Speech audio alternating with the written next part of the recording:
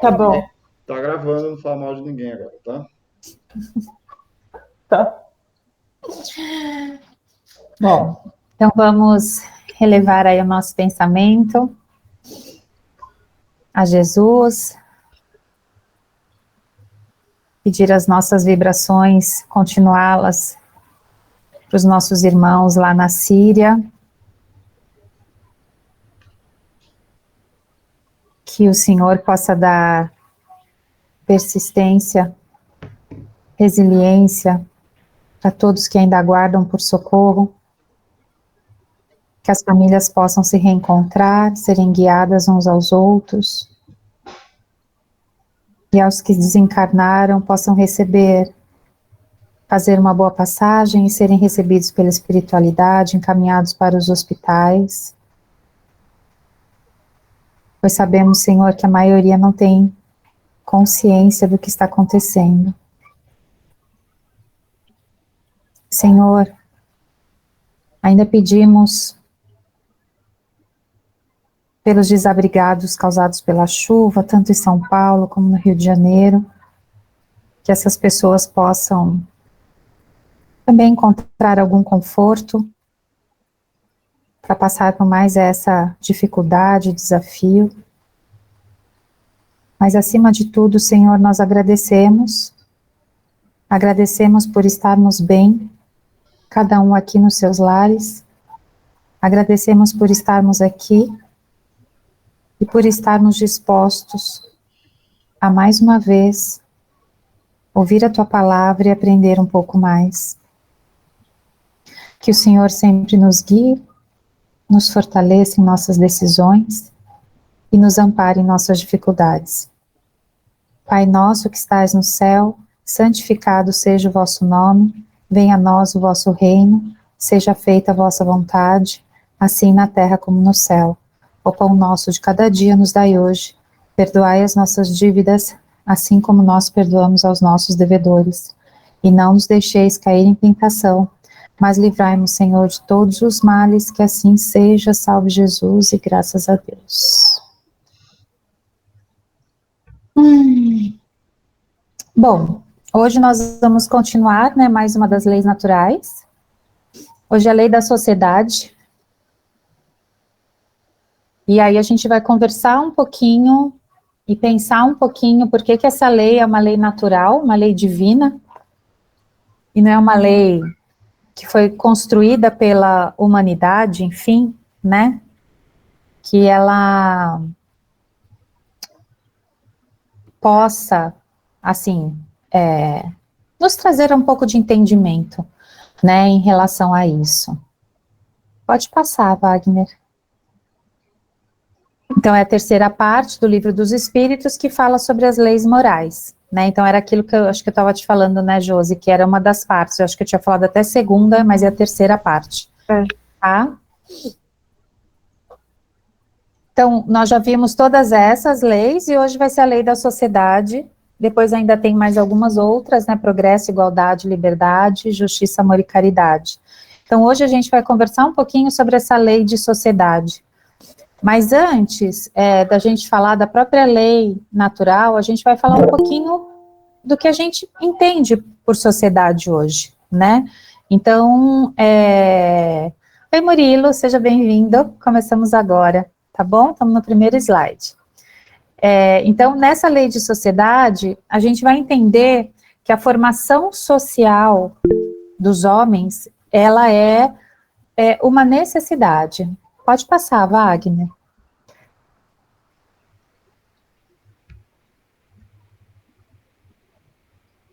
E aí, eu peguei uma pirâmide de Maslow, que foi um grande pesquisador nessa área sociológica e psicológica e de entendimento de formação de sociedade, que fala que o ser humano, ele tem, essa pirâmide é como se fosse a base do que um ser humano necessita para que realmente ele consiga se desenvolver. Então, em relação às necessidades. Então, a base maior, a necessidade maior para o ser humano sobreviver, então fala que a primeira base é fisiológica. Então, que ele precisa de alimento, de roupa, de repouso e de moradia. E aí a gente entende que são essas necessidades básicas, mas pensando primeiro nessas questões fisiológicas, né? Então, se a gente for pensar, né, alimento, lógico, todo mundo sabe que se não comer, né, a pessoa acaba morrendo. Repouso, também, todo mundo diz, né, que se não repousar, não tiver um sono tranquilo, o seu corpo entra num nível de estresse que você pode estar se prejudicando.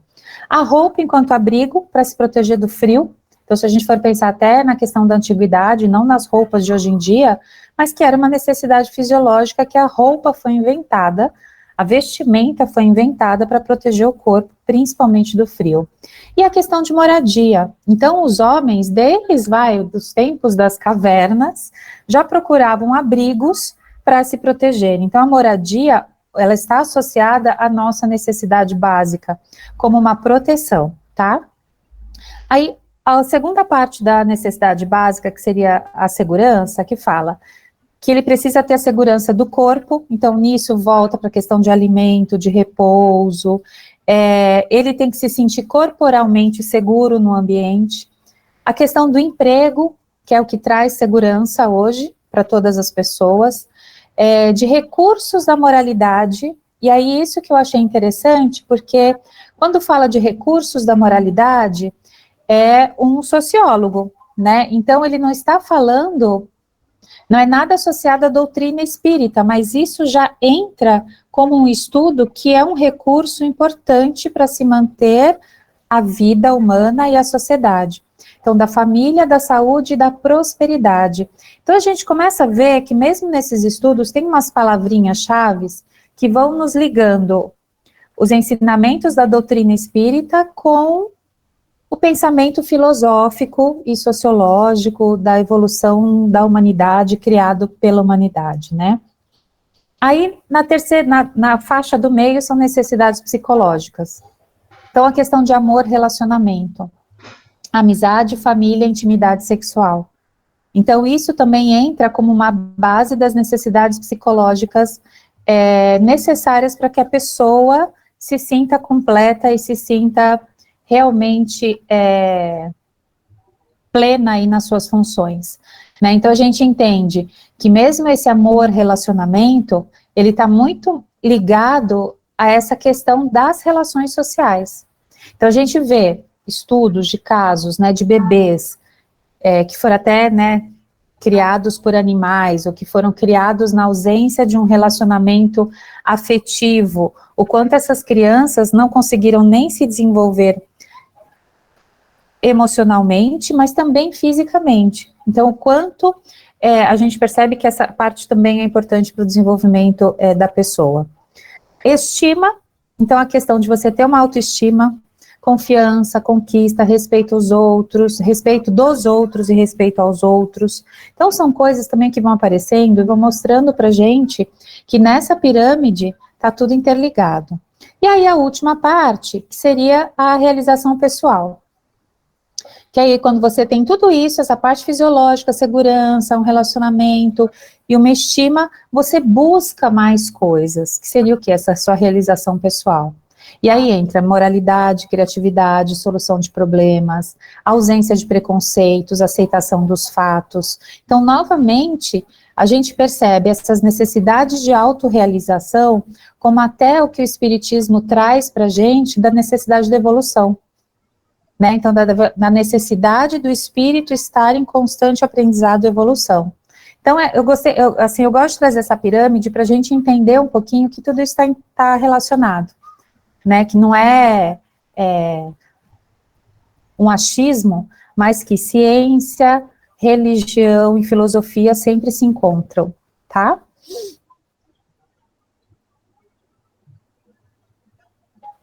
Aí a necessidade da vida social. Então a gente vai voltar lá para Aristóteles, já há muito tempo, que ele falava que o homem é um animal social.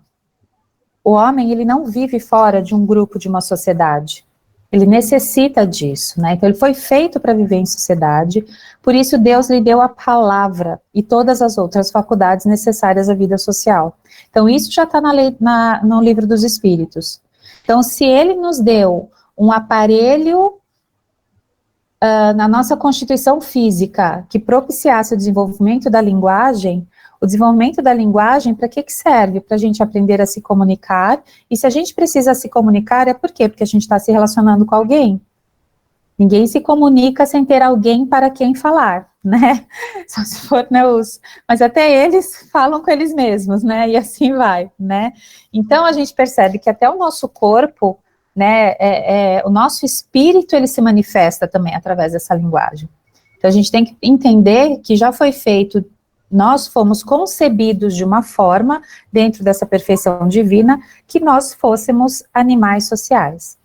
Aí fala que o isolamento absoluto é contrário à lei natural, isso a gente vai ver mais para frente. O homem procura a vida em sociedade por instinto, pois desde o princípio de conservação da espécie, que a gente já viu lá atrás, há necessidade de suprir alimentação, abrigo, defesa da família, portanto, a sociabilidade é instintiva, obedecendo ao progresso da humanidade. Então, se a gente volta para os primórdios, os primeiros agrupamentos humanos, eles realmente ficavam juntos, mais para esse instinto de conservação e de sobrevivência. De um ajudar o outro na caça, sobre alimentação, na proteção dos pequenos agrupamentos, né? Então, essa coisa de já um cuidar do outro, já era uma coisa muito mais instintiva, e que hoje a gente vê o quanto o cuidar do outro, na verdade, é um exercício super importante para o desenvolvimento do espírito, né? Você aprender a cuidar de si e de alguém, tá? Entrando no dicionário, então, sociedade, agrupamento de seres que convivem em estado gregário, de grupo, e em colaboração mútua. Aí na sociologia, um grupo humano que habita um certo período de tempo e espaço seguindo um padrão comum, coletividade. Grupo de indivíduos que vivem por escolha sobre preceitos comuns, comunidade, coletividade. Então sempre fala dessa questão de grupo. Ecoagrupamento de animais de uma espécie que vive em estado gregário, frequentemente com indivíduos interagindo entre si e desempenhando funções específicas. Então nós vamos ver que tem algumas espécies de animais que vivem em grupo, mas a gente não pode dizer que constituem de fato uma sociedade. E aí a gente vai entender um pouquinho a diferença. Aí peguei aqui 3 fotos, né? Então, um grupo de gorilas, abelhas, e um grupo de búfalos, que inclusive estão atacando um leão, né? Espantando um leão. Então, a gente percebe aqui, se a gente for pensar no instinto e na natureza dos animais, né? Os búfalos, eles vivem em grupo, tanto quanto os gorilas, também para ter essa lei de reprodução, lei de conservação da espécie, de um proteger o outro, mas a gente não pode pensar que eles são uma sociedade totalmente estruturada. Eles têm regras, sim, né? Então, por exemplo, se você vê lá no grupo dos gorilas, que é um agrupamento mais evoluído que dos próprios búfalos, que os dos búfalos são muito mais instintivos, é aquela coisa de manada, né? Mas o dos gorilas sempre tem o maior, que é o que protege o grupo, eles têm regras quanto a acasalamento, quanto a qual fêmea, o que cada um faz o quê. Então, eles já possuem algumas pequenas regras, mas a gente não pode dizer que é uma sociedade.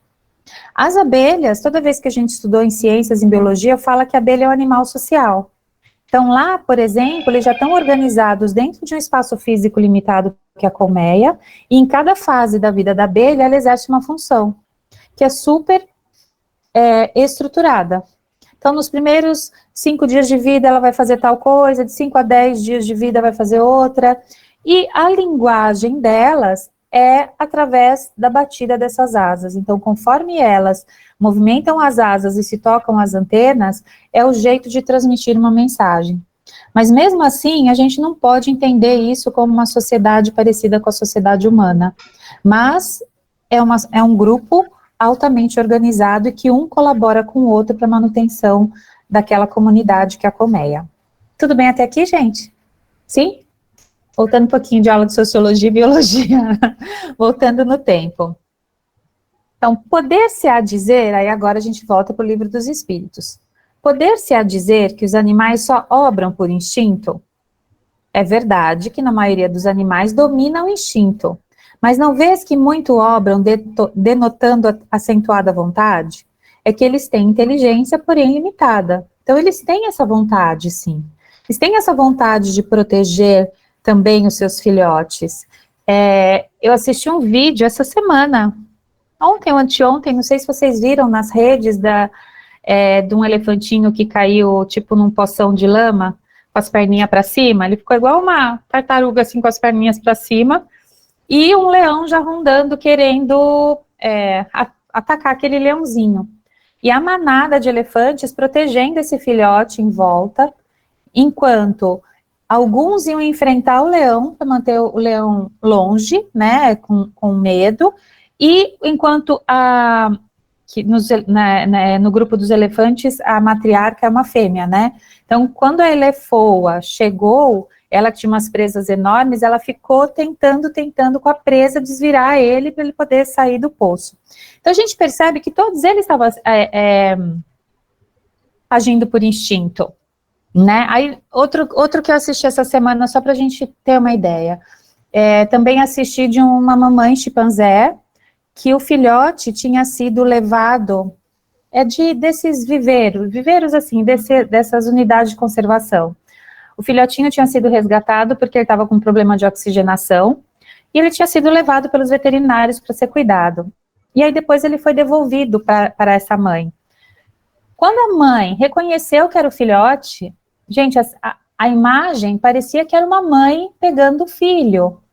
Ela extremamente emocionada, já pegou ele no colo, igual a gente pega os bebezinhos, começou a cheirar ele, E aí a gente percebe o quanto isso é um instinto também de sobrevivência, mas que a gente fala, será que também não tem um pouco desse afeto, né, que a gente sabe que os animais têm, que eles sentem a perda de um filhote? Então, mas isso faz parte da inteligência deles, mas realmente ela é mais limitada. Então, não se poderia negar que, além de possuírem o instinto, alguns animais praticam atos combinados, que denunciam vontade de operar em determinado sentido de acordo com as circunstâncias. Há, pois, neles uma espécie de inteligência, mas cujo exercício quase que se circunscreve à utilização dos meios de satisfazerem as suas necessidades físicas e de proverem a conservação própria. Então, esse é o objetivo maior dos animais não humanos, né? Não com espírito não hominal. Ali, quando diz circunscreve, não sei se está querendo dizer nesse texto que o animal ele está quase virando, sei lá, está quase despertando esse lado sentimental, tirando um pouco do instinto e vindo para o nosso lado mais racional da atitude dele. Eu não sei se essa palavra tem a ver com isso. Não, eu acho que, assim, eu penso, né, que quando fala cujo exercício quase se circunscreve à utilização dos meios, é que esse exercício, circunscrever, quer dizer, um círculo à volta de um fato. Então, quando fala que esse exercício de você operar de acordo com as circunstâncias, então, dos animais praticarem atos combinados, esse exercício dos atos combinados, ele está circunscrito, quer dizer, ele está inscrito nessa utilização para satisfazer as suas necessidades físicas. Essa palavra circunscrever, ela vem de circunscrito, que quer dizer estar no meio de. Tem esse significado um pouco. Entendeu? A inteligência é, então, uma propriedade comum? Um ponto de contato entre a alma dos animais e a do homem? Porém, os animais só possuem a inteligência da vida material. No homem, a inteligência proporciona a vida moral. Então, essa é a maior diferença. Então, quando a gente pensa que os animais, eles são regidos por instinto e a sobrevivência e tudo mais, é porque a inteligência deles está mais associada à vida material. A nossa, além da vida material, nós temos a vida moral. Só que ultimamente, de verdade, está pouco inteligente o ser humano, né? Então, assim, o que seria essa, né, vida moral? Essa vida moral seria todos aqueles atributos que a gente vê, por exemplo, do homem de bem. Então, da questão do respeito ao próximo, de você ter um pouco mais de empatia, de compaixão, de não fazer o mal, né? Então, essa inteligência desse desenvolvimento moral, que nada mais é que o desenvolvimento do espírito.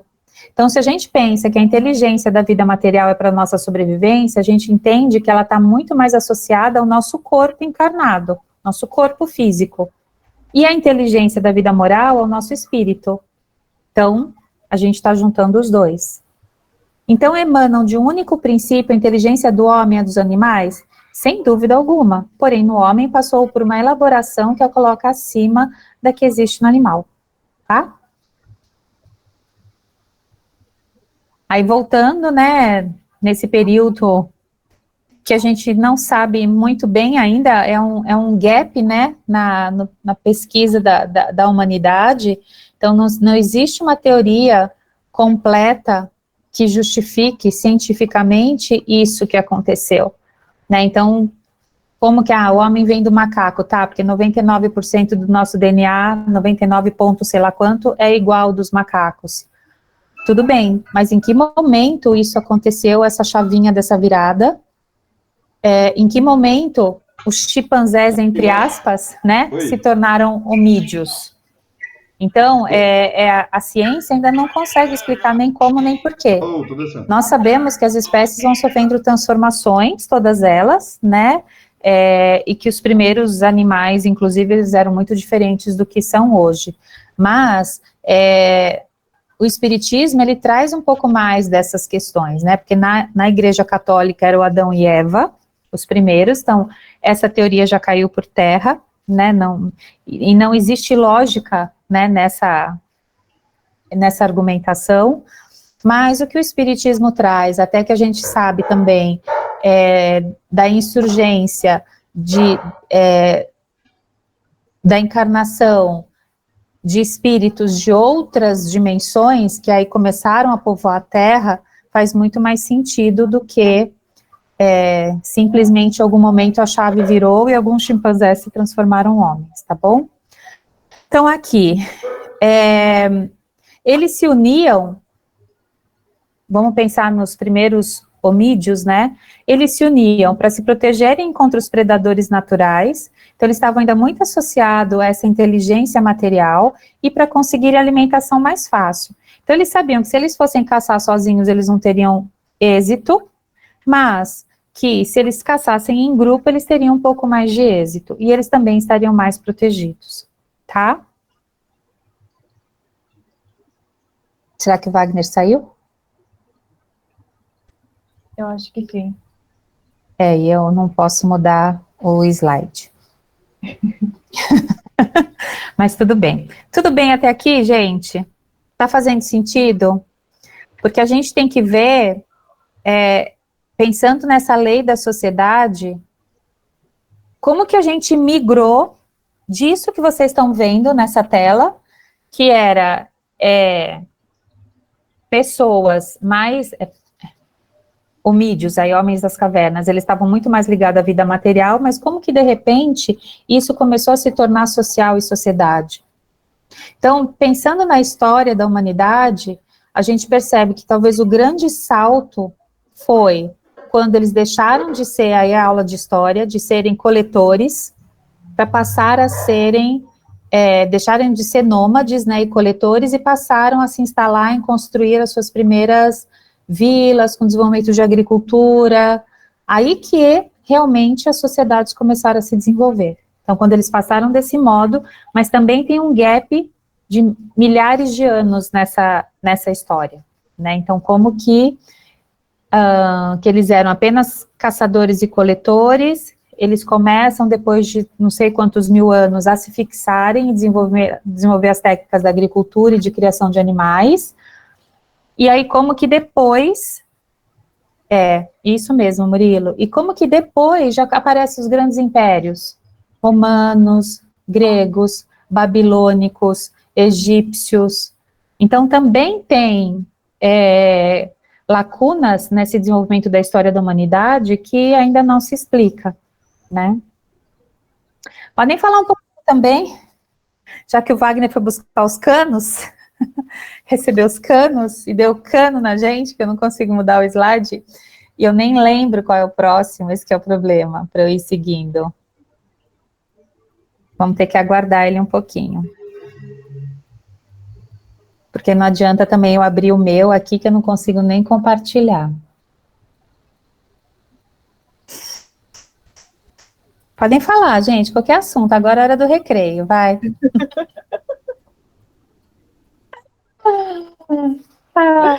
Hoje eu tô com raciocínio lento, gente. Oi?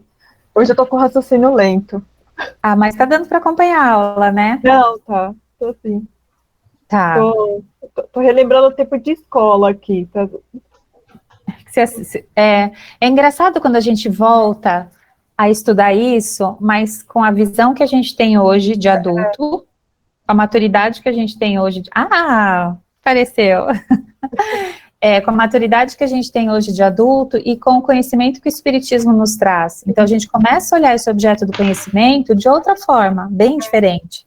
Entender tudo aquilo que às vezes a gente não entendia muito bem, a gente fala, agora tem uma terceira explicação, uma terceira via aí, que pode complementar. Então, aí fala, né? O homem é um animal social, já dizia com acerto, o famoso pensador da antiguidade, querendo com isso significar que ele foi criado para viver, ou melhor, conviver com seus semelhantes. Tá bom? Então, sobre as leis morais aí. Pode passar, Wagner.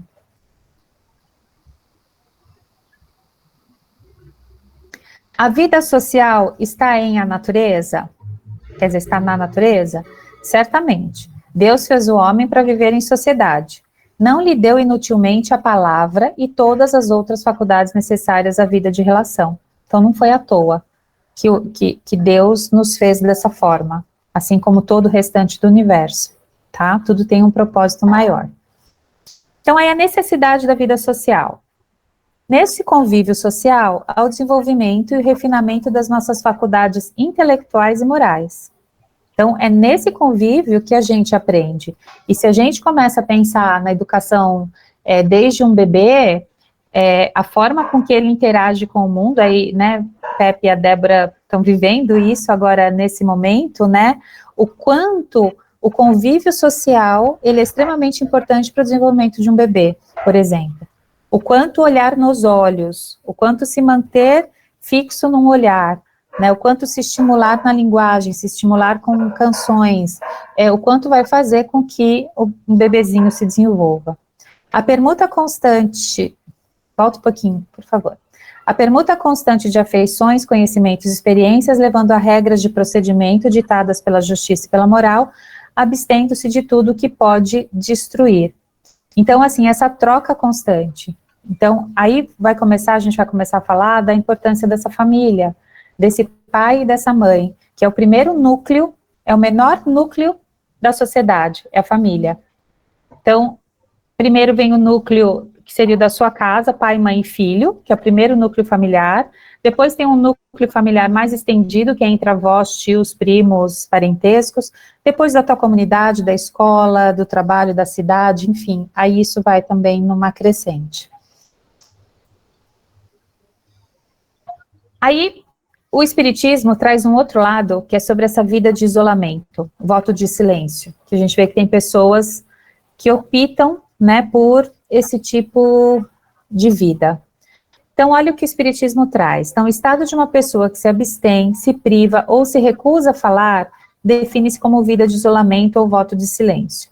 A vida solitária por opção revela sempre uma fuga inconcebível, porque indica a infração às leis divinas do trabalho e do amor. Como que você consegue exercer o seu trabalho, a gente pensando, e o seu amor, se você fica nesse isolamento, nesse voto de silêncio? Você não consegue realizar essas interações. Então, quanto será que esse espírito, ele está aproveitando esse momento encarnatório para ter um desenvolvimento maior? Então, a gente, enquanto encarnado, se eu escolho ficar isolada em qualquer lugar que seja, sem conversar com ninguém, o quanto o meu espírito será que vai ser capaz de se desenvolver dentro das atribuições e do planejamento reencarnatório que eu me propus? E como que eu vou exercer, pensando no desenvolvimento da minha moralidade, se realmente eu consigo ter empatia, se eu consigo fazer o bem, se eu não estou interagindo com ninguém, né? Então, tudo isso também vai ficando prejudicado. Então, o isolamento, ele é incompatível com o sentimento de fraternidade que deve existir nos corações humanos. Não sendo o homem dotado inicialmente de autossuficiência, condição conseguida pelo trabalho e progresso, ele é dependente do seu semelhante. Então, hoje a gente vê, né,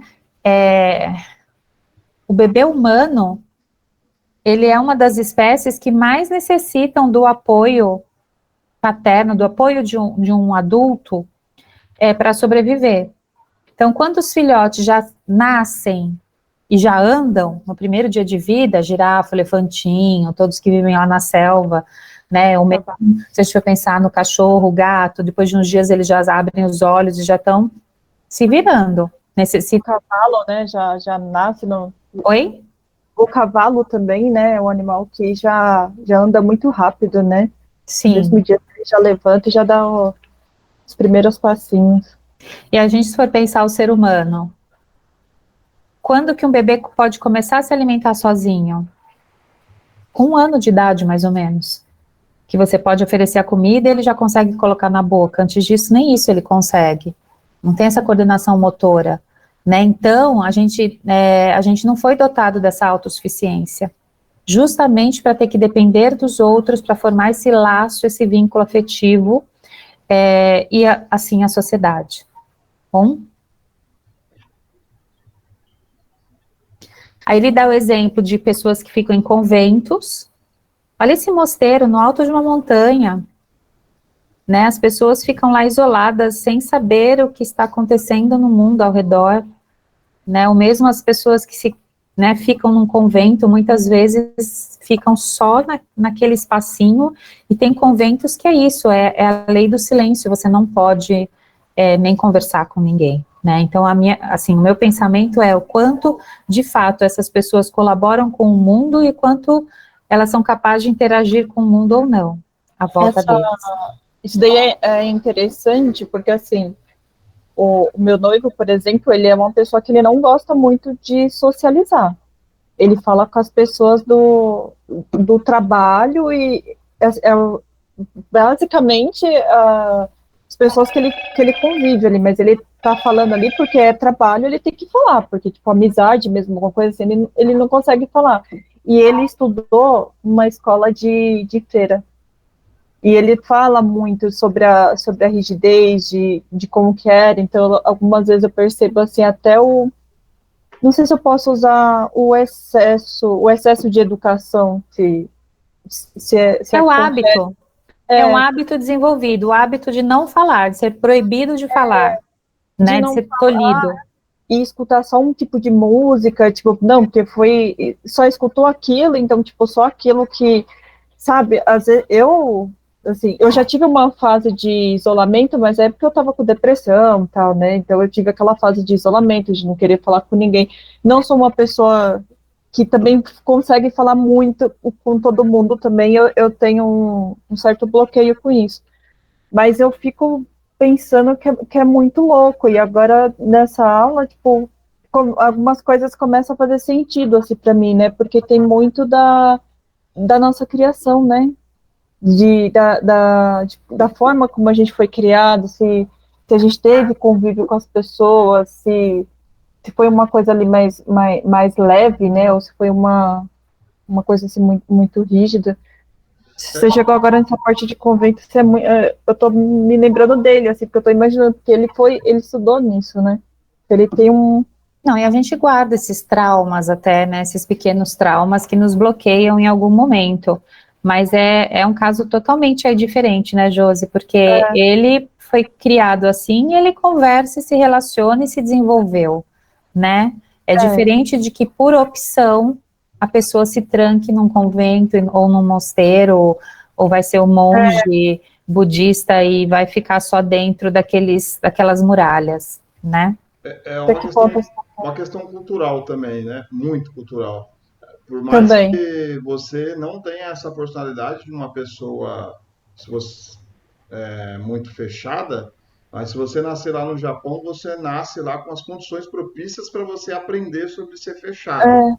E você ser uma pessoa muito atirada, digamos assim, também é mal, não é um equilíbrio, que talvez seja o brasileiro. Uma pessoa muito atirada, já abre a geladeira, chega na casa dos outros, já abre a geladeira na primeira hora. sabe? Isso também não é bom. Então, acho que a gente sabe ter um equilíbrio. Mas, por exemplo, um japonês, vai lá, o japonês viveu lá, várias encarnações lá no Japão. Aí, de repente, ele vem ter uma reencarnação no Brasil. Aí ele estranha, né? É um espírito numa cultura nova, e ele tem novas experiências de viver com pessoas atiradas numa cultura diferente. Aí, no mosteiro é a mesma coisa. Você nasceu lá naquele meio, aquilo ali você aprende alguma coisa, não é não muito boa, mas aprende, assim, não muito rápido, né? Devido ao véu do esquecimento, né, a gente não vai lembrar, mas a gente sabe, né, a gente que estuda, a gente sabe que a gente traz alguns vestígios, falam, Resquícios, né? Nossas habilidades, né? Traços de culturas anteriores, de Sim. reencarnações anteriores. A gente tem até o jeito da gente se vestir, às vezes é meio parecido com cultura, com costumes nossos, assim, bem íntimos, que não tem explicação, ninguém em casa gosta de fazer isso, eu gosto de fazer, deve ser porque alguma encarnação eu tive essa experiência, né? Verdade. Muito louco. Continuando sobre a vida de isolamento. Então, os cultores da vida reclusa se prejudicam pela improdutividade, pela estagnação quanto às aquisições dos tesouros da sabedoria e da experiência. Segundo os ensinamentos espíritas, isso revela um egoísmo e só merece reprovação. A reclusão absoluta para fugir ao contato do mundo simboliza duplo egoísmo, pois se isolar a pretexto de não fazer o mal simboliza a perda da oportunidade de fazer o bem. Então, é aquilo que é uma opção, né? A pessoa, normalmente, quando vão para esses mosteiros, a maior parte é por decisão própria, né? Porque não tem nem a procriação lá dentro, né? Porque a maioria ou é masculino ou é feminino, eles não se misturam, então não tem nem isso de falar, porque eu nasci naquele lugar. Não, é uma escolha que em um determinado momento. Mas é isso, a pessoa tem um livre-arbítrio. Assim como ela tem um livre-arbítrio para escolher esse isolamento, ela tem um livre-arbítrio para matar ou não, para fazer o mal ou não, para fazer o bem ou não. Então, todos nós temos o livre-arbítrio. E a gente não entende, e quem somos nós para julgar as pessoas que decidiram fazer essa escolha, tá? É só para vocês entenderem que o voto de silêncio e de isolamento, ele não contribui para o crescimento espiritual.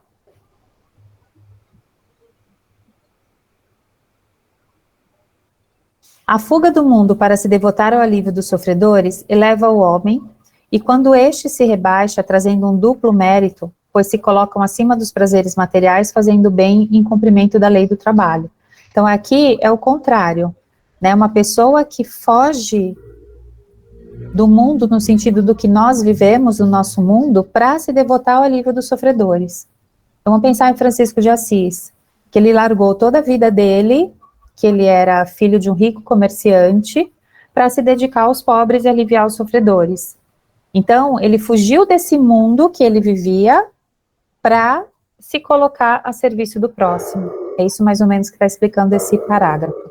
Então, buscar no retiro a tranquilidade para realizar outros trabalhos não é o retiro absoluto do egoísta, então é diferente.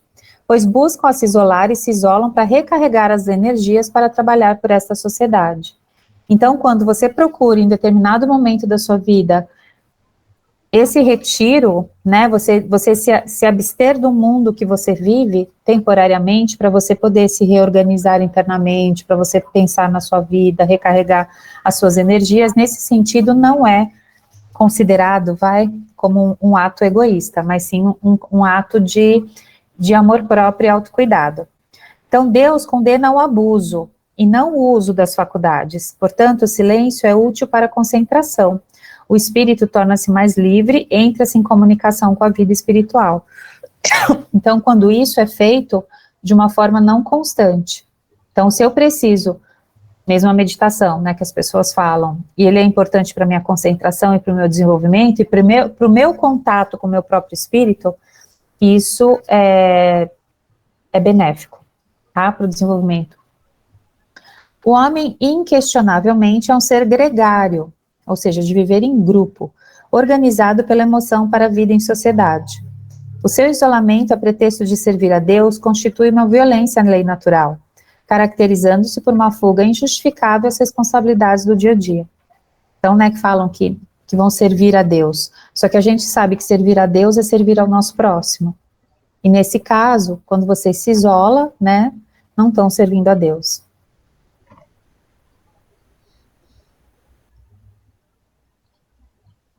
Pode passar esse.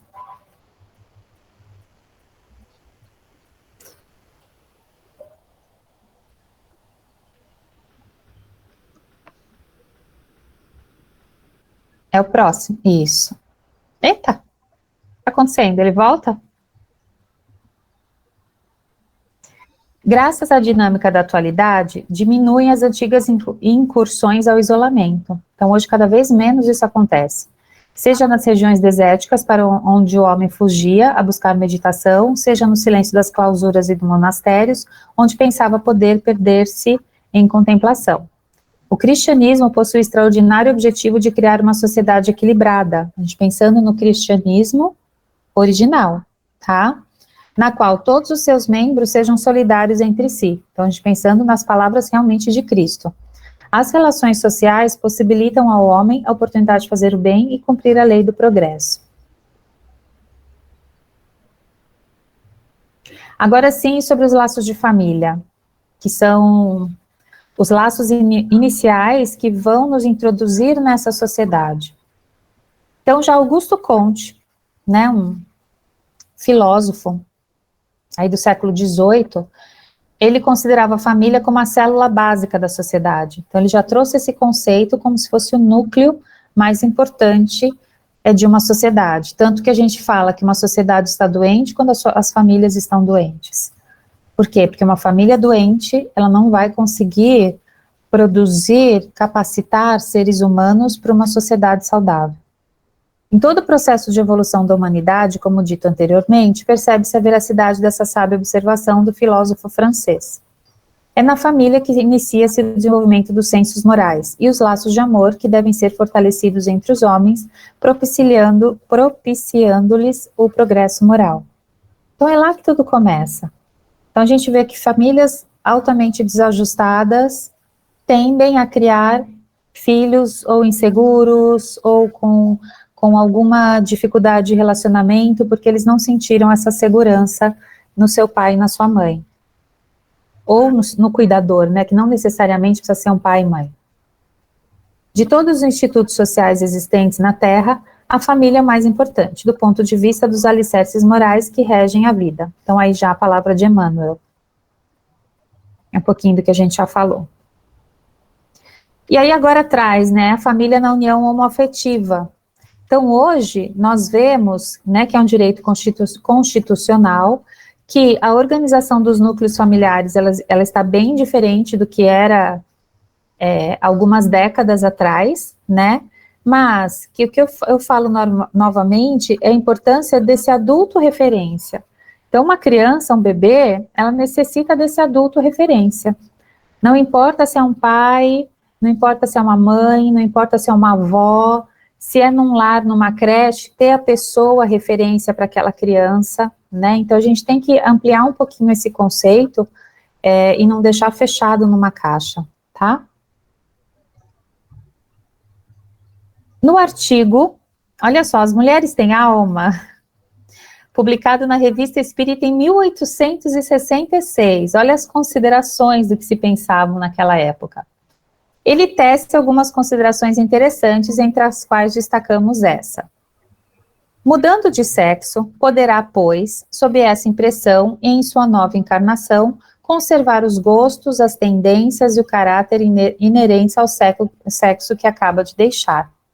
Assim se explicam certas anomalias aparentes que se notam no caráter de certos homens e de certas mulheres. Sobre o que ele está falando aqui? O que ele está explicando? Pensa que é nessa época de 1866, hein? Essas anomalias tendências sexuais não sociais, sei lá, gosto sexual não aceitável pela sociedade. Sim, sobre homossexualismo. São sobre Isso, a gente já leu sobre isso, eu não lembro, ou algum filme, eu não lembro exatamente, mas que falava exatamente isso. Se um espírito, ele reencarna durante várias reencarnações como mulher, e aí num próximo, uma reencarnação, ele vai reencarnar como homem, ele carrega muito desses traços femininos desenvolvidos ao longo de todas essas encarnações, e vice-versa. Então, porque se explicam certas anomalias aparentes, porque naquela época era uma aberração, um homem gostar de outro homem, uma mulher gostar de outra mulher. Mas o Espiritismo traz que isso é possível porque você, no seu espírito, você traz, mesmo com o véu do esquecimento, como a Josi falou, mas a gente traz as nossas tendências de outras encarnações. Então, essa é uma das explicações. Isso não quer dizer que todo homossexual, não quer dizer que é uma regra, tá? Então, isso que eu quero que vocês entendam, que seja uma regra, que todo garoto que quer ser garota, quer dizer que ele foi garota em várias encarnações, mas é uma explicação, tá bom? Uma possível explicação. Eu tenho um amigo que é homem, é hétero, só que ele tem um jeito muito afeminado, né? Afeminado, assim, de falar a voz fina, de entender as mulheres de uma forma que nenhum homem consegue entender, sabe? De sensibilidade. Tanto que a gente estava parado lá num lugar, estava tendo a chuva, e a mulher saiu com a touquinha do negócio do salão lá, né? Aí a gente passou, beleza. Aí passou por ele. Gente, que horror! Deve ser um horror tá saindo desse jeito, dessa chuva, falando, nossa. E a mulher super se identificou com ele como se ele fosse outra mulher mesmo, mas ele não é mulher, né? Ele é homem. Mas aí, certeza que é bem provável que ele foi uma mulher na encarnação passada. Eu ia dar exemplo disso também, que meu cunhado que não escute, né, mas tá tudo certo. Ele tem o marido da minha irmã, né? Ele senta como mulher, assim, bem mais que eu, que sou mulher. Eu, às vezes, assim, tem hora que eu percebo que eu tenho umas posturas, tipo, de homem, assim, sabe? Principalmente quando eu tô dirigindo. Tem hora que eu falo assim, opa, eu falei, calma aí, menina, você é uma mocinha, né? Mas o meu cunhado, ele senta, cruza a perna, assim, tá? E o filho dele, que é adolescente também, que é hétero também, tal, tem super o jeito do pai. Aí você fala assim, cara, como que pode, né? A gente fica brincando com ele. Ele fala assim, cara, certeza que em outra encarnação você foi mulher.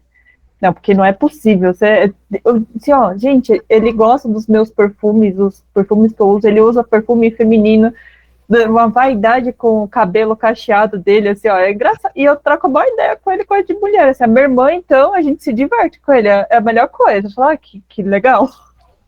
Então, eu acho que tudo tem várias vertentes, né? Tem isso.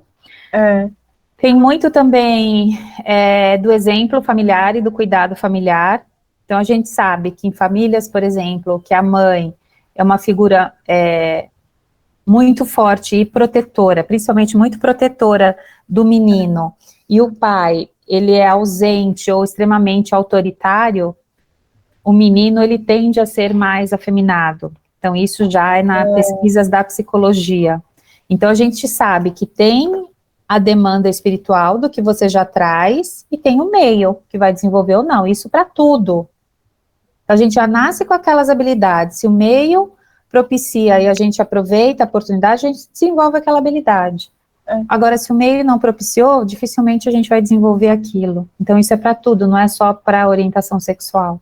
Então, eu acho isso muito importante, porque tem pessoas que odeiam homens, pessoas que odeiam mulheres, que faz de tudo para prejudicar um outro sexo e, de repente, na outra encarnação ele vira o outro sexo. Ou odeia corintiano e na outra encarnação ele nasce numa família de corintiano. Então, a gente tem que ficar esperto com o que a gente odeia, porque daqui a pouco a gente vai estar no meio deles também, né? Com certeza, para desenvolver o nosso espírito, né, Wagner? Esses dias eu postei, olha... Nossa, eu acho que eu vou odiar rico. Quem sabe na próxima encarnação eu nasça no meio deles, né? É uma boa, viu? Falar, não é? É uma confusão, assim, esse negócio que eu não quero não. Falar, olha, não carrego mágoa, assim, ó, te perdoo, até porque senão na próxima encarnação eu vou ter que reencarnar com você e eu não tô afim. Eu vi algo assim desse tipo, eu falei, cara, é bem isso mesmo, tá tudo certo. Ai, Tá tudo querer certo. ser rico, eu gostaria. Bom, continuando aqui. Então, é necessário que se entenda que o homem, ser racional, tem a diferença dos animais, que são irracionais, exatamente pela necessidade da vida moral. O animal tem por princípio o instinto de conservação, protegendo sua cria até sua independência para cumprir seu papel na natureza. Então, depois que a onça liberou os filhotes, não é mais nada dele, né? E se precisar lutar com ele e brigar, vai brigar, né?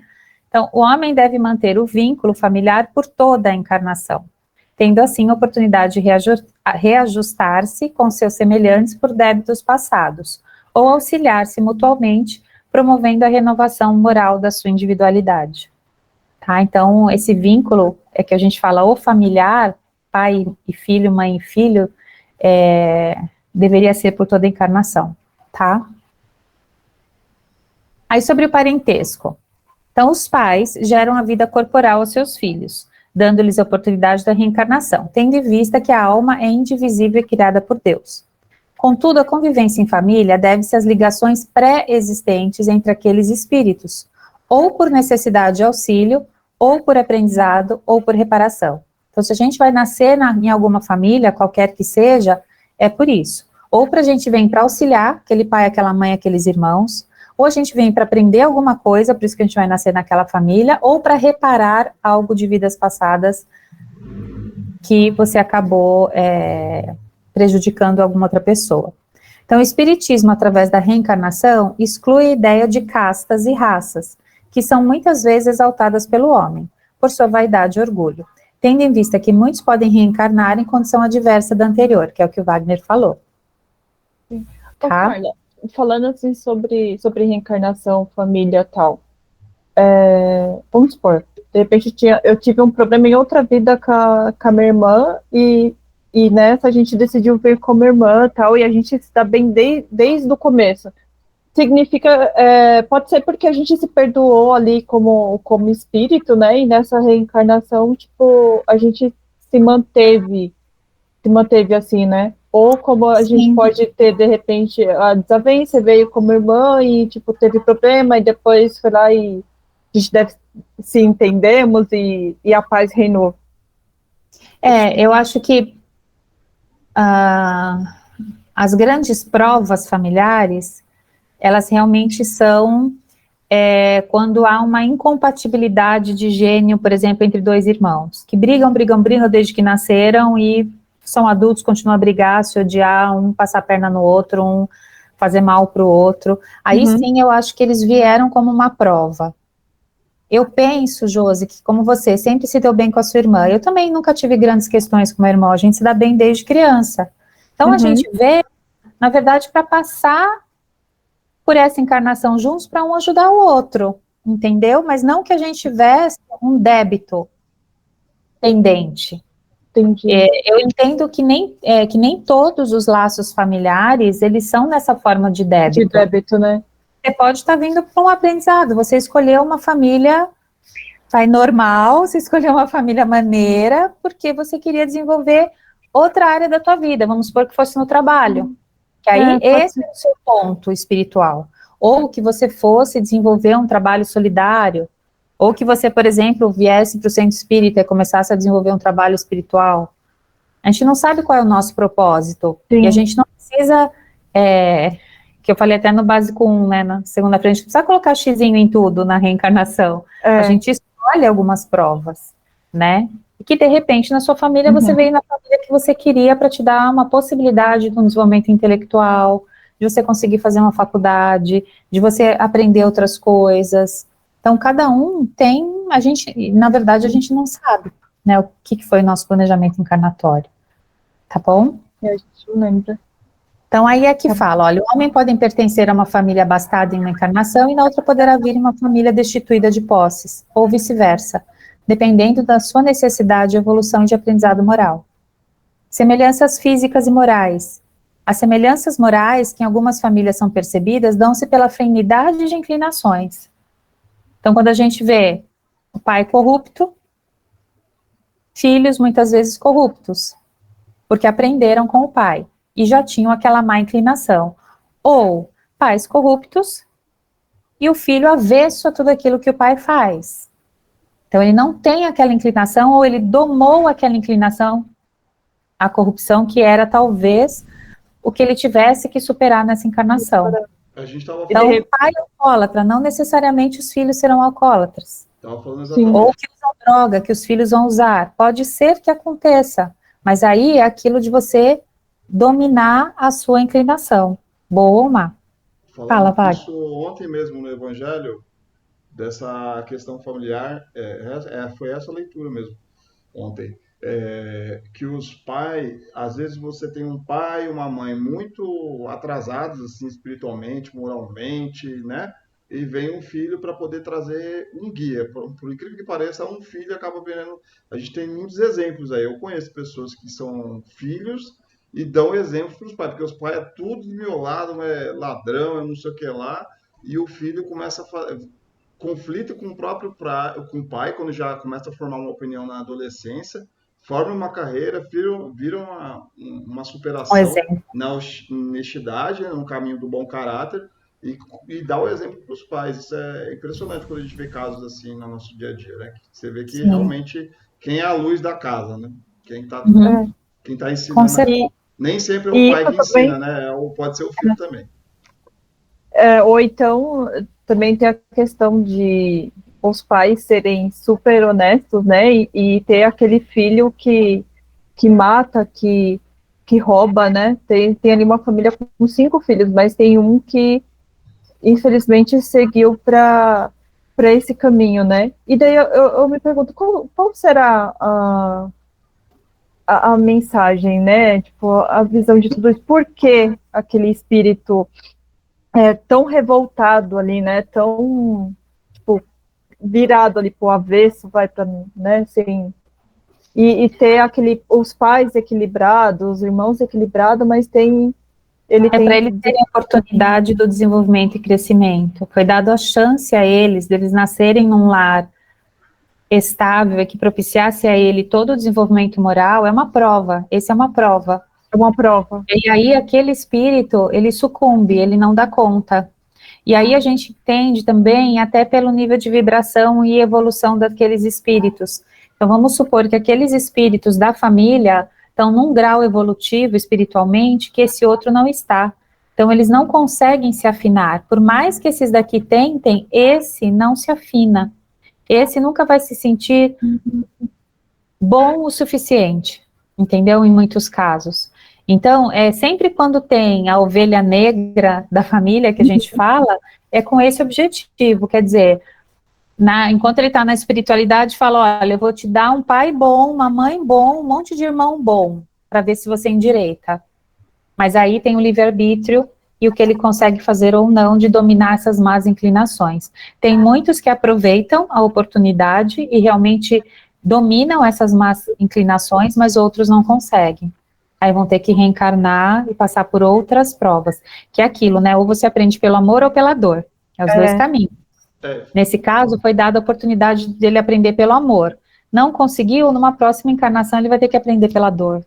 Fica claro, assim, que nós temos vidas anteriores, né? Porque como pode uma pessoa nascer numa família assim, ser tão diferente, criada pelo... Às vezes tem 2 irmãos da mesma idade, mas são totalmente diferentes, exatamente por isso, porque são encarnações, espíritos velhos, né? Um corpo novo, mas espíritos velhos. Isso é a prova de que temos encarnações aí anteriores. Entendi. Mais uma. Aí, último parágrafo, os pais exercem influência moral através da educação dos filhos, isso é uma tarefa assumida, sendo que a responsabilidade na sua execução gera compromissos futuros. Então, o contrário, os pais que não cumprem o seu papel de influenciar beneficamente os seus filhos e educá-los, eles estão assumindo débitos, tá? Espíritos menos virtuosos podem pedir pais com boas qualidades, esse daí que a gente acabou de falar, para que possam ser direcionados a um caminho melhor. Bem como, às vezes, pais necessitam conviver com espíritos dessa natureza para o seu aprendizado, que é o que o Wagner falou, que às vezes é o filho que dá o exemplo para o pai. Então, tudo isso faz parte. Um povo ou uma nação é composta por famílias que são reunidas por espíritos simpáticos. A similitude de inclinações boas ou más irá determinar o caráter daquela sociedade. Então, tem muitos que nascem no mesmo agrupamento social, que podem ser bons ou ruins, e que vai determinar o caráter daquela sociedade. O caráter moral da existência anterior pode ser conservado pelo espírito, contudo, se houve melhoria, ele se modifica. Às vezes, demora em reconhecê-las, dependendo da sua condição socioeconômica reencarnante, que pode ser diferente da encarnação anterior. E aí tem essas duas imagens, né? No Dia das Mães, todo mundo visita, tira um monte de fotinho, mas nos outros dias a pessoa está lá sozinha. A outra imagem, né? O pai e a mãe dando a mão para o filhinho, né? Dá a ideia de que estão cuidando. Então, esse adulto vai cuidar depois dos seus pais, né? Então, essa é uma tendência também, né? Se você desde pequeno ensina a responsabilidade, a empatia, os bons sentimentos, a moralidade, com certeza esse teu filho vai te retribuir de alguma forma. Agora, se você cria eles pautado no egoísmo, no descaso, no abandono, dificilmente essa criança vai assumir essa responsabilidade futuramente. Porque ele pensa, se os meus pais não cuidaram de mim, por que eu vou cuidar deles, né? É bem isso mesmo. Eu tive um problema no pé, aí, por coincidência, minha mãe tinha uma consulta médica e eu fui de manhã cedo, me ausentei do trabalho para levar ela na consulta, né? E à tarde eu nem chamei ela, nem nada, eu só me arrumei porque eu ia para minha consulta, ela falou, eu vou com você. Daí ela foi comigo, ficou lá, entrou na sala, na consulta lá, tudo. Enquanto a gente esperava, entrou uma senhora idosa com a filha, e eu lembro que tinha uns panfletos lá de casa de repouso, né? Quando eu sentei para ser atendida lá na recepção, eu peguei assim e falei, isso não me interessa, tipo, peguei e devolvi. A moça chegou com a mãe, pegou, levou e falou assim, mãe, tem uma casa de repouso aqui em Santana do Parnaíba, parece que é bem legal. Vou ligar lá para ver e qualquer coisa a gente marca uma visita para ver se a senhora gosta de ir lá. Aí eu olhei assim, e a senhora, tipo, super aprovou, assim, não demonstrou ficar chateada, alguma coisa. Não, vamos lá sim, tal. E eu fiquei pensando, falei, caramba, tipo, tá querendo levar a mãe pro Mas às vezes asilo. casas que é só para você passar o dia, né? Para a pessoa poder trabalhar com tranquilidade e não deixar a pessoa sozinha na casa, né? Pode, Hoje a gente vê pode que tem ser. muitos lares de idosos que são day use, que a gente fala. Então é como se fosse uma creche, igual você deixa seu filho de manhã e pega de tarde para você poder trabalhar. Então tem muitas casas de repouso que hoje fazem isso, né? Cuidam do idoso, dá atenção para ele não ficar desassistido, e no fim do dia ele volta para o retorno da família, né? Mas Tomara é que isso, seja né, isso. Josi? É sem julgamento sempre, porque a gente não sabe qual é a realidade daquela pessoa e daquela família, né? Na verdade, eu fiquei mais triste mesmo, assim, eu falei, caramba, mas casa de repouso, né, que na hora você meio que tem mesmo um certo julgamento ali, e também depois você tem um sentimento de tristeza, né, ou de repente, tipo, é isso também que eu penso, então, tipo, tá tudo certo, depende, né, do ser humano, assim, da gente, mas eu escutei e eu confesso que me bateu uma tristeza, tipo, eu falei, puxa, mas se tá tudo bem para ela, então tá tudo bem. Porque às vezes eles têm mais companhia durante o dia, estando numa casa de repouso, que tem os amigos, né? Os amiguinhos. Pensa igual uma creche, tem os amiguinhos, e aí no fim do dia volta para a família, né? Mas Também. cada um é cada um. Vamos lá. Aí pergunta, o viver em sociedade só se aplica aos espíritos encarnados ou também vale para os espíritos errantes? O que vocês acham? É só enquanto a gente está encarnado ou na erraticidade também o viver em sociedade é importante? Eu acho que os dois, né? Eu acho que os dois é importante. Faz parte da nossa evolução, né? Murilo, Giuseppe, quer escrever no chat, se não dá para digitar, não dá para falar.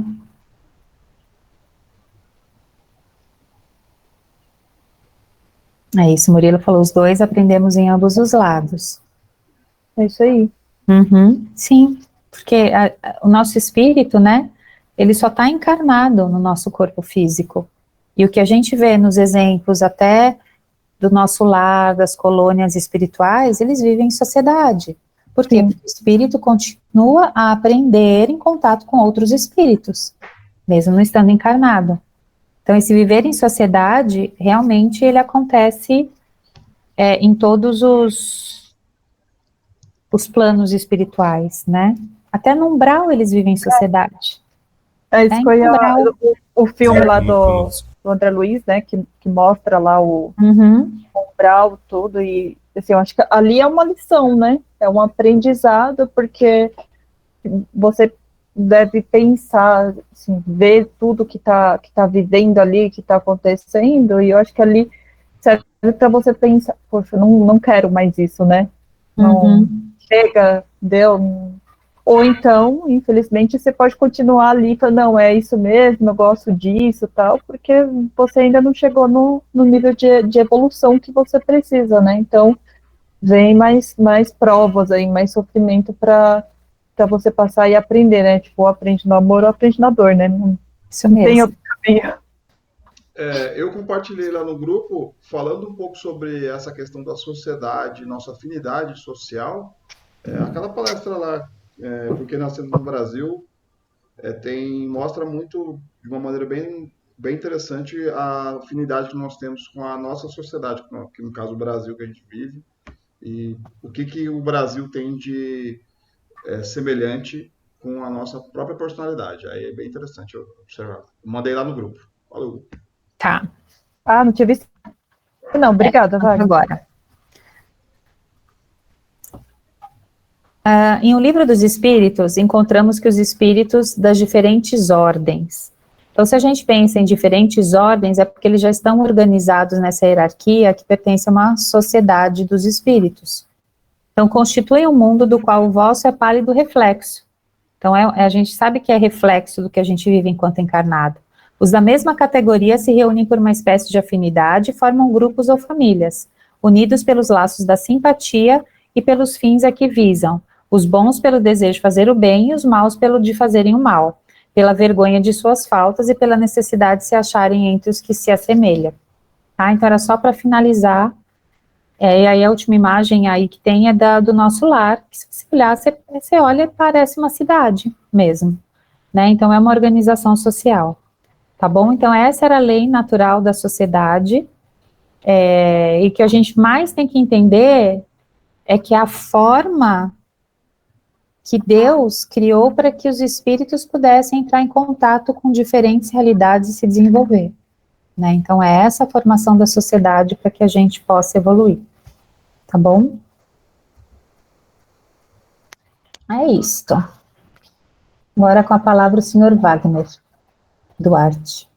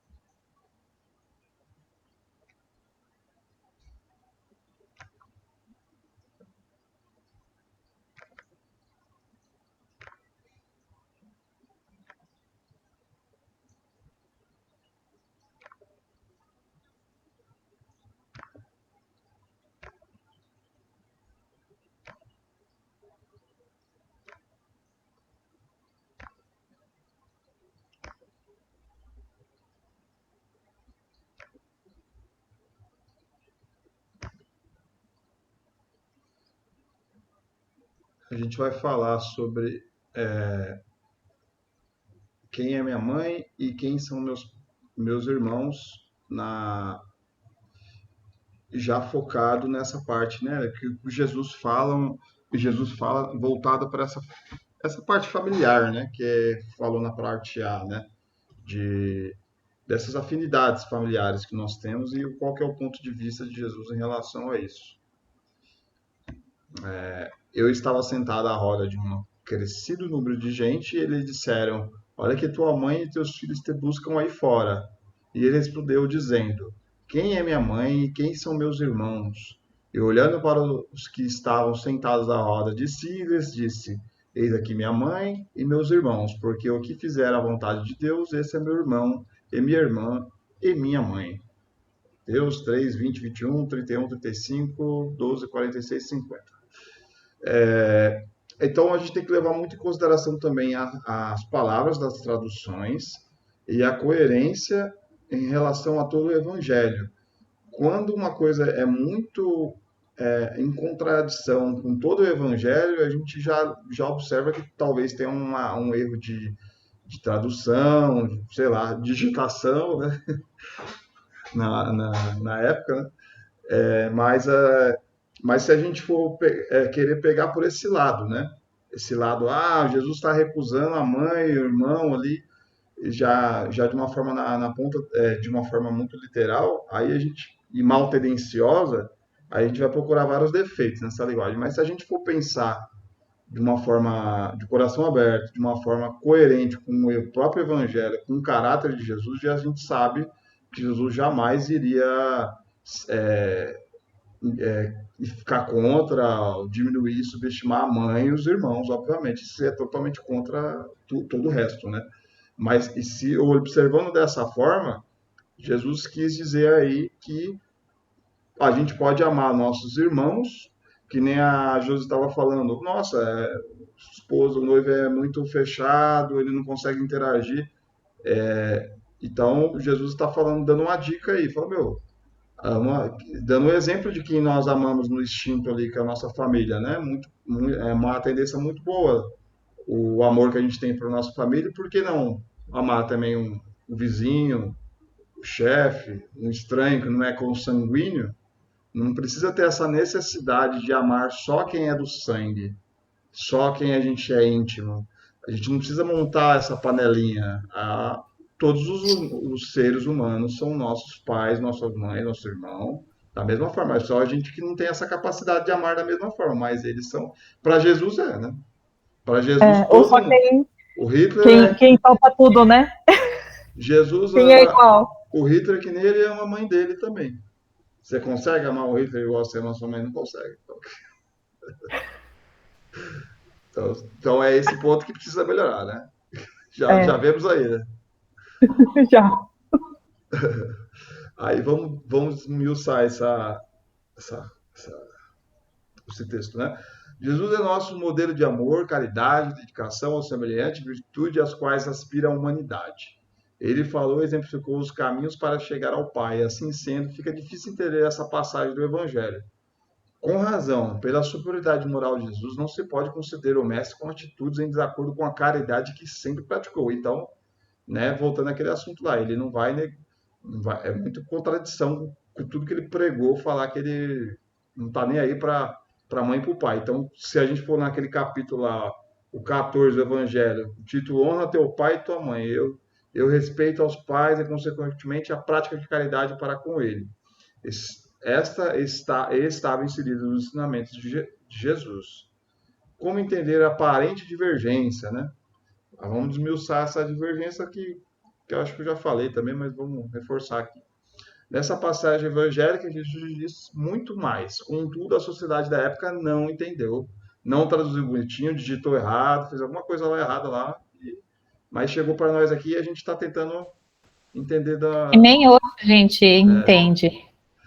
A gente até entende mentalmente o significado das palavras, mas a gente não entende de colocar em ação isso, que amar ao seu próximo, né? Então, não ser necessariamente a tua mãe, o teu pai e os teus irmãos somente. Essa, né? Eu acho que foi... Tudo errado ainda, Wagner, no nosso chip cerebral. Eu acho que ele foi além, porque ele pegou um exemplo do amor familiar e falou pra gente tentar amar as outras pessoas iguais, né? Porque acho que era muito, principalmente hoje em dia já é difícil, né? Naquela época era difícil gostar de uma pessoa que não era da sua família, né? Deveria ser bem difícil. Gostar de alguém que não é da mesma família, aí amar uma pessoa que é tão diferente de você, né? Porque os relacionamentos, eles tendem a ser mais fáceis quando tem ali aquela compatibilidade, né? Quanto mais... Mas aí tem amar com as diferenças, né? Com as limitações, enfim, é uma verdadeira prova, né? Que a Sim, e gente pensando que precisa naquela época, a gente pensando nos povoamentos, né, nos agrupamentos, a maior parte da sociedade passava pela miséria. Então, para você, né, amar o seu próprio, você pensava muito na sua sobrevivência. Então, estava muito mais ligado à inteligência material ainda do que à Sim. moral. Hoje, não é que não existe, a gente sabe que as desigualdades sociais são gritantes, que, né, a África, enfim, na maior parte delas sangra e passam fome e condições de subnutrição e tudo mais, né? Mas se a gente for pensar em nível mundial, a maior parte da população não está mais na sobrevivência, né? Já passou de nível um pouquinho, né? Mas na questão moral é muito triste saber que tem gente passando Sim, fome e que lá naquela sim, pirâmide que você mostrou lá é a base, né? sim. Pelo menos isso poderia resolver, né? Pensando até em São Paulo mesmo, nas pessoas, nos moradores de rua que só crescem, né? Não tá pedindo ninguém com ar-condicionado, coisa assim, não. É só comida mesmo, né? Ter um abrigo, e ter um abrigo, né? Mas nem isso, né? Tipo, a comida eu acho que vem. Como você vai recusar um copo d'água, né? Uma pessoa, né? Um É, pão, né? Aí que então, vai um entrar pão com ovo. esse texto aí. Vamos supor que tem essa visão de humanidade, né? Acho que eu vou falar agora, senão posso esquecer depois. Essa visão de humanidade, desumanidade, humanidade, onde que pega, né? Porque se a gente odeia muito uma pessoa, se a gente está revoltado muito com um assassino, um estuprador, um Hitler, um cara muito mal, que te prejudicou muito, que prejudicou a sociedade, que foi cancelado na internet, ninguém quer mais ver a cara dessa pessoa, odeia essa pessoa. Aí essa pessoa passa na frente da sua casa lá, no meio do nada lá, ela andou não sei quantos quilômetros no sol e ela pede um copo d'água. Você vai dar um copo d'água para essa pessoa tão ruim? Aí, se você não dá o copo d'água, não vai ver essa aqui, não é, mas é desumano. Por que é desumano? Porque, mano, é coisa simples, é um copo d'água. Você vai recusar um copo. Ah, mas é o Hitler. Não, mas é um ser humano, é o nosso semelhante. Pô. Ele merece ele merece ser tratado, bem tratado, né? Então, aí que entra também na parte das leis da sociedade, né? Que tem aquela proteção civil pode ser um assassino, pode ser em série qualquer coisa, ele merece um mínimo de humanidade, de se alimentar, de ter um abrigo, né? Nem que ele fique preso lá. Porque eu acho que antigamente essa visão de um assassino, de uma pessoa, vamos lá, deprivada pela sociedade, ele era aniquilado, meu. Hoje em dia, pelo menos, tem o direito de um advogado, direito de resposta, direito de tomar água. Antes não tinha direito nenhum, não, mano. O cara era esculachado por todos, né? Era pedrejado, né?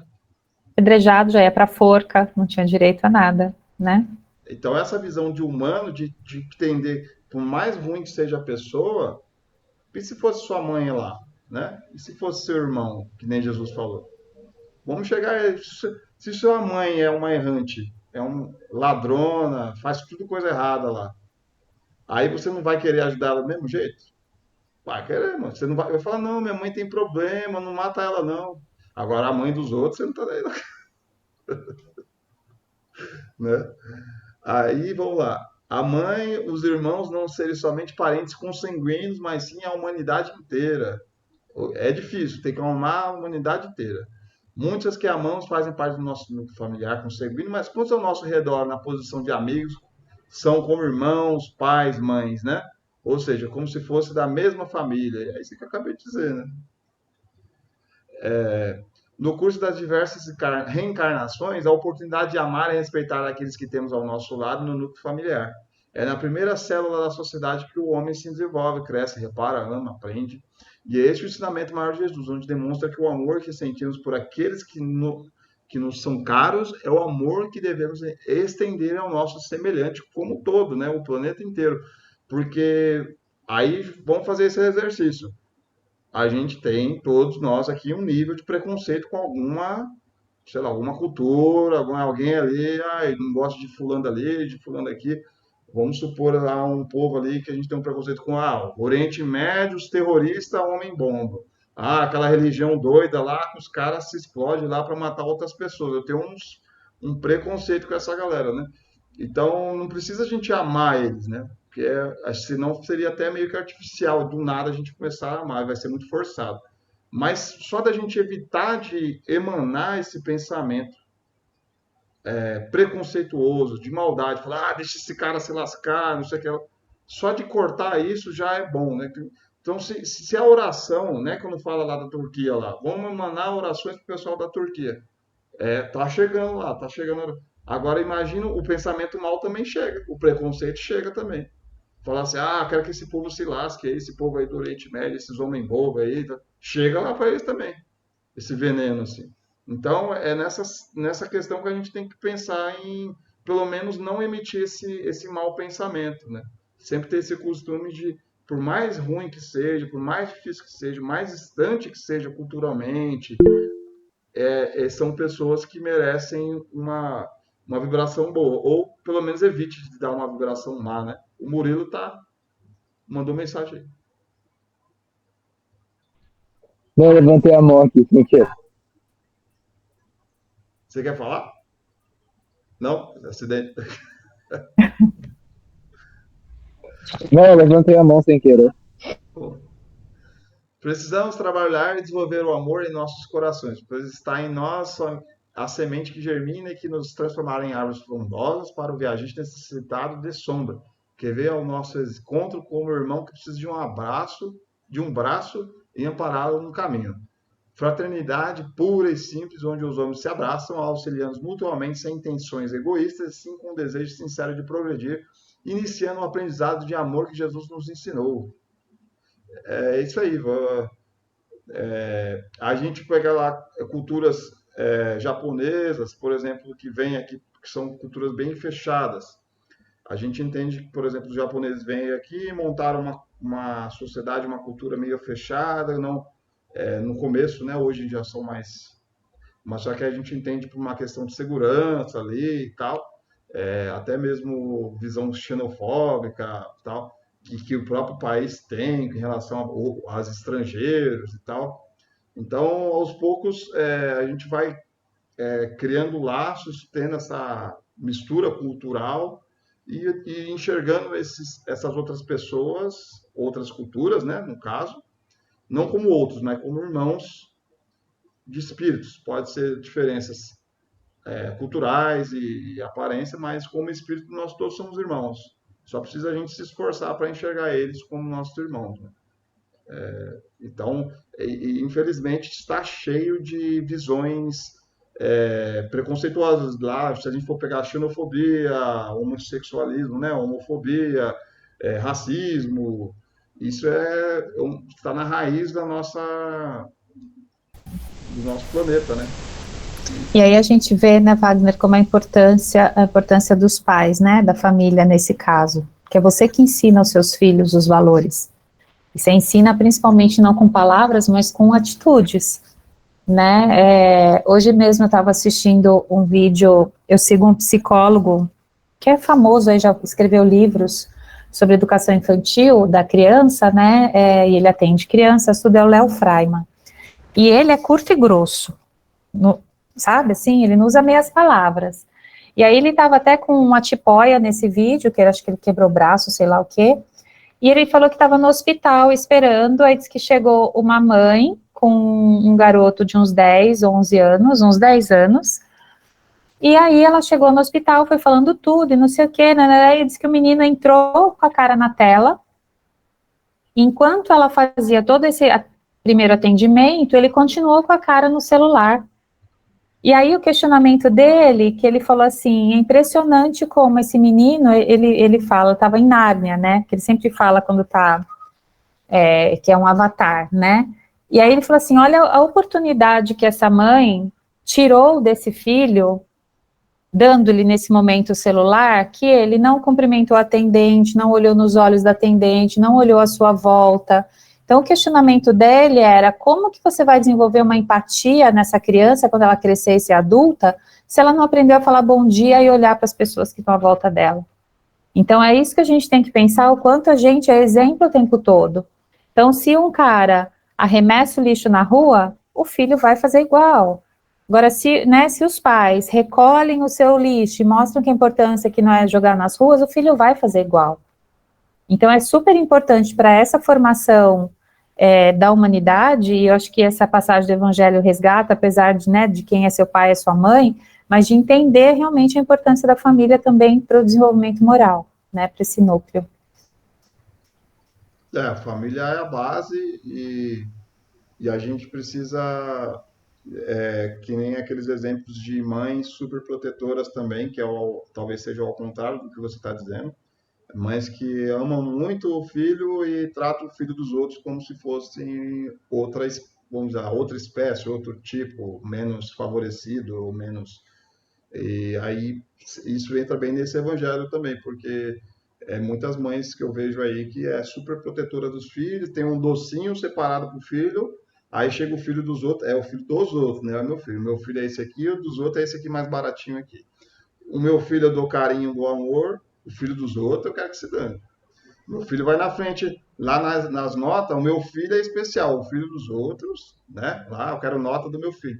E aí eu tenho uma prima minha que ela é muito amorosa, nasceu para ser mãe, porque ela tem uns 6 filhos e ela é nova, assim, uns 40 e poucos anos, mas ela tem uma característica de mãe, de abraçar e de ter amor com todos, assim, que ela gosta dos filhos, não, ela trata muito bem os filhos dela, ama os filhos dela, trata com carinho, com amor, mãezona, ela dá de mamar para todos os filhos, filho dos outros, vem o filho do vizinho, filho de não sei quem, ela tá com leite, dá leite para os outros filhos.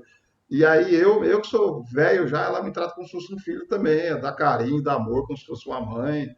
E ela nasceu para ser essa mãe, assim, mãezona, sabe? Então esse aí, ela é um grande exemplo de uma mãe de todos, né? De toda a humanidade. Ela não interessa se é filho de homossexual, preto, qualquer coisa, qualquer cultura, pobre, rico, ela está sempre com o coração aberto, né? Então isso é muito bonito da gente ver esses exemplos.